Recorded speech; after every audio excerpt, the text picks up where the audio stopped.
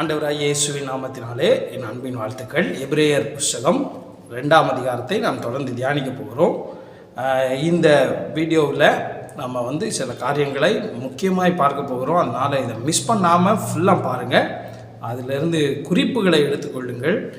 உங்கள் கையில் ஒரு பேனா பேப்பர் இருந்தால் நல்லாயிருக்கும். எபிரேயர் 2ஆம் அதிகாரத்துக்கு நேராக நம்முடைய கவனத்தை செலுத்துவோம். 2ஆம் அதிகாரம் 1வது வசனம் இப்படி சொல்லுகிறது: ஆகையால் நாம் கேட்டவைகளை விட்டு விலகாதபடிக்கு அவைகளை மிகுந்த ஜாக்கிரதையாய் கவனிக்க வேண்டும். இந்த அதிகாரத்தை இந்த எபிரேய நிருபக்காரன் எப்படி ஆரம்பிக்கிறார் என்றால், 1வது அதிகாரத்தின் தொடர்ச்சியாக ஆரம்பிக்கிறார். ஆகையால் என்கிற வார்த்தையை தமிழிலே பயன்படுத்துகிறார். ஆகையால் என்கிற வார்த்தை மேலே சொல்லப்பட்ட எல்லா காரியங்களின் தொடர்ச்சி. 1வது அதிகாரத்தில் என்ன சொல்லுகிறார்? இயேசு கிறிஸ்து எல்லா தீர்க்கதரிசிகளை காட்டிலும் மேலானவர். இயேசு கிறிஸ்து தேவதூதர்களை காட்டிலும் மேலானவர். அவர் தேவனுடைய குமாரன், ராஜா என்றெல்லாம் நாம் பார்த்தோம். ஆகையால் அவர் ராஜாவாய் இருப்பதினால், அவர் தேவகுமாரனாய் இருப்பதினால், இன்னுமாக அவர் மாறாதவராய் இருப்பதினால் நீங்களும் நானும் என்ன செய்ய வேண்டுமாம்? கேட்டவைகளை விட்டு விலகாதபடிக்கு அவைகளை மிகுந்த ஜாக்கிரதையாய் கவனிக்க வேண்டும். விலகுதல் என்கிற வார்த்தையை எபிரேயர் நிருபக்காரன் எந்த வார்த்தையை இங்கே பயன்படுத்துகிறார் என்றால், ஒரு கப்பல் சமுத்திரத்தில் இருக்கும்போது அதற்கு வழிகாட்ட ரேடார் கருவி இன்றைய நாட்களில் பயன்படுத்துகிறார்கள். அன்றைய நாட்களில் அவர்களுக்கு சரியான திசைக்கு நேராக போவதற்கு திசைமானிகள் இருந்திருக்கும். ஆனால் அந்த திசைமானி, அந்த திசையை காட்டுகிற அந்த திசை கருவி தொலைந்து போய்விட்டது என்றால், அந்த கப்பல் எப்படி திசை மாறி வேறே பக்கத்திற்கு போய்விடுமோ, அதுபோல தேவனுடைய இயேசுவினுடைய வார்த்தைகளை கவனியாமல் நீங்களும் நானும் இருப்போமானால் நம்முடைய வாழ்க்கை வேறே பக்கத்திற்கு விலகுவதற்கு வாய்ப்புகள் நிறைய உண்டு. அதனால் நாம் கேட்டவைகளை விட்டு விலகாதபடிக்கு மிகுந்த ஜாக்கிரதையாய் கவனிக்க வேண்டும், கவனமாய் கேட்க வேண்டும். ஏனென்றால் பேசுகிறது யார்? இயேசு கிறிஸ்து பேசுகிறார். வேதத்தை நீங்கள் திறக்கும் போதெல்லாம் இயேசு கிறிஸ்து உங்களோடு கூட பேசுகிறார் என்ற உணர்வு இருக்க வேண்டும். அதனால் கவனமாய் கவனியுங்கள், ஜாக்கிரதையாய் கவனிக்க வேண்டும் என்கிறார். 2வது 3வது வசனத்தை பாருங்களேன். ஏனெனில் தேவதூதர் மூலமாய் சொல்லப்பட்ட வசனத்துக்கு விரோதமான எந்த செய்கைக்கும் கீழ்ப்படியாமைக்கும் நீதியான தண்டனை வரத்தக்கதாக அவர்களுடைய வசனம் உறுதிப்படுத்தப்பட்டிருக்க, முதலாவது கர்த்தர் மூலமாய் அறிவிக்கப்பட்டு பின்பு அவரிடத்தில் கேட்டவர்களாலே நமக்கு உறுதியாக்கப்பட்டது. 2வது பாருங்கள், தேவதூதர்கள் சில காரியங்களை பேசினார்கள். மோசேயை குறித்து, மோசேயினுடைய வார்த்தைகளை குறித்து இந்த எபிரேய நிருபக்காரன் இங்கே எழுதுகிறார். அதாவது மோசேக்கு கிடைத்த அந்த கற்பலகைகள் இவைகளெல்லாம் யூதர்கள் நம்பினார்கள். தேவதூதன் மூலமாய், கர்த்தருடைய தூதன் மூலமாய் மோசே பெற்றுக்கொண்டு வந்தார் என்று நம்பினார்கள். மோசே கொண்டு வந்த அந்த சட்டத்தை, அந்த வார்த்தைகளை கவனியாமல் யாரெல்லாம் இருந்தார்களோ அவர்களுக்கு விரோதமாய் நீதியான தண்டனை வந்திருந்தது என்று பழைய ஏற்பாட்டிலே பார்க்கிறோம். ஏனென்றால் அந்த காரியங்கள் மோசேக்கு தேவதூதர்களால் கொடுக்கப்பட்டது. தேவதூதர்களால் கொடுக்கப்பட்ட காரியத்திற்கு கீழ்ப்படியாதவர்களுக்கே நீதியான தண்டனை வந்தது என்றால், இயேசு கிறிஸ்து தேவனுடைய குமாரன் பேசுகிற வார்த்தைக்கு கவனியாமல் இருப்போமானால் நமக்கு எவ்வளவு பெரிய தண்டனை வரலாம் என்று எபிரேய நிருபக்காரன் இவர்களை எச்சரிக்கும்படிக்காக இந்த வார்த்தைகளை இப்படி சொல்லுகிறார். 4வது வசனத்தை பாருங்கள். அடையாளங்களினாலும் அற்புதங்களினாலும் பலவிதமான பலத்த செய்கைகளினாலும் தம்முடைய சித்தத்தின்படி பகிர்ந்து கொடுத்த பரிசுத்தாவின் வரங்களினாலும் தேவன் தாமே சாட்சி கொடுத்ததும் இருக்கிற இவ்வளவு பெரிய ரட்சிப்பை குறித்து நாம் கவலையற்றிருப்போமானால் வரும் தண்டனைக்கு எப்படி தப்பித்து கொள்ளுவோம்? பாருங்கள், மோசே மூலமாய் கொடுக்கப்பட்ட அந்த ரட்சிப்புக்கு இவர்கள் இவ்வளவு பயந்தார்கள். ஆனால் தேவன் மூலமாய் வருகிற ரட்சிப்பை குறித்து கவலை இல்லாமல் நீங்கள் இருப்பீர்களானால் எப்படி நீங்கள் தப்பித்துக் கொள்வீர்கள்? உங்களுக்கும் எனக்கும் கொடுத்த ரட்சிப்பு எப்படிப்பட்ட ரட்சிப்பு தெரியுமா? அடையாளங்களினாலும் அற்புதங்களினாலும் தேவன் தாமே தன்னுடைய வாயை திறந்து சொன்ன அந்த வார்த்தைகளை குறித்து, அந்த ரட்சிப்பை குறித்து கவலையற்று இருக்கக்கூடாது. விசுவாசிகளாகிய நாம் எல்லாரும் நம்முடைய ரட்சிப்பு நிறைவேற நாம் பிரயாசப்பட வேண்டும். நம்முடைய ரட்சிப்பை குறித்த அக்கறை நமக்கு இருக்க வேண்டும். நம்முடைய ரட்சிப்பு பூரணமாய் நடந்து விடவில்லை. நாம் ரட்சிக்கப்பட்டோம், அனுதினமும் ரட்சிக்கப்படுகிறோம், ஒரு நாள் ரட்சிக்கப்படுவோம். அதனால் கேட்டவைகளை குறித்து விலகாமல் கவனமாய் இருக்க ஆண்டவர் உதவி செய்வார்.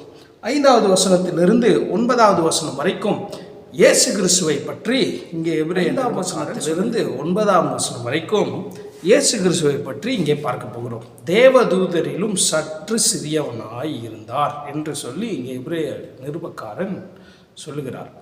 சங்கீத புஸ்தகம் 8வது சங்கீதத்தை இதற்கு முன்னுதாரணமாக காட்டுகிறார். 5வது வசனத்தை பாருங்கள். இனி வரும் உலகத்தை குறித்து பேசுகிறோமே, அதை அவர் தூதர்களுக்கு கீழ்ப்படுத்தவில்லை. இந்த எபிரேய நிருபக்காரன் தன்னுடைய கவனத்தை வேறு பக்கத்தில் திருப்புகிறார். இதுவரைக்கும் உங்களுக்கு கொடுத்த ரட்சிப்பை குறித்து கவனமாக இருங்கள் அப்படின்னு சொல்லிட்டு அப்படியே சொல்லுகிறார், இயேசு கிறிஸ்துவை பற்றி பேச ஆரம்பிக்க போகிறார். இனி வரும் உலகத்தை பற்றி பேசுகிறோமே அப்படின்னு சொல்லிட்டு 6 முதல் 8 வசனங்களை நான் வாசிக்கிறேன், கவனிங்கள். ஒரு இடத்துல ஒருவன் சாட்சியாக, மனுஷனை நீர் நினைக்கிறதற்கும் மனுஷகுமாரனை நீர் விசாரிக்கிறதற்கும் அவன் எம்மாத்திரம். பாருங்க, ஆண்டவர் இங்கே இயேசு கிறிஸ்துவை பற்றி தாவீதின் வாயினால் சொன்ன வார்த்தைகளை இங்கே எபிரேய நிருபக்காரன் சொல்லுகிறார்.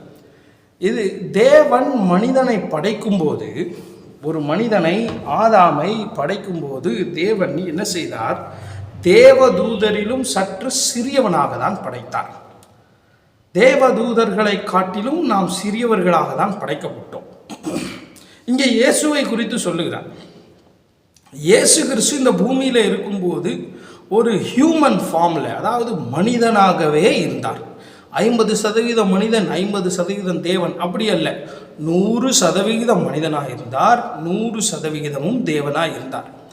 மனிதனை படைக்கும்போது அந்த வசனத்தில் 7ஆம் வசனத்தை பாருங்க. மகிமையினாலும் கனத்தினாலும் அவனுக்கு முடிசூட்டி உம்முடைய கரத்தின் கிரியைகளின் மேல் அவனை அதிகாரியாய் வைத்து சகலத்தையும் அவனுடைய பாதங்களுக்கு கீழ்ப்படுத்தினீர். எப்படி ஆதாமை படைத்து ஆதாமை ஆசீர்வதித்து ஆதாமை நீ சகலத்தையும் கீழ்ப்படுத்து ஆண்டுகொள் அப்படின்னு சொன்னாரோ, அதே வல்லமை இயேசு கிறிஸ்துவுக்குள்ளும் இருந்தது.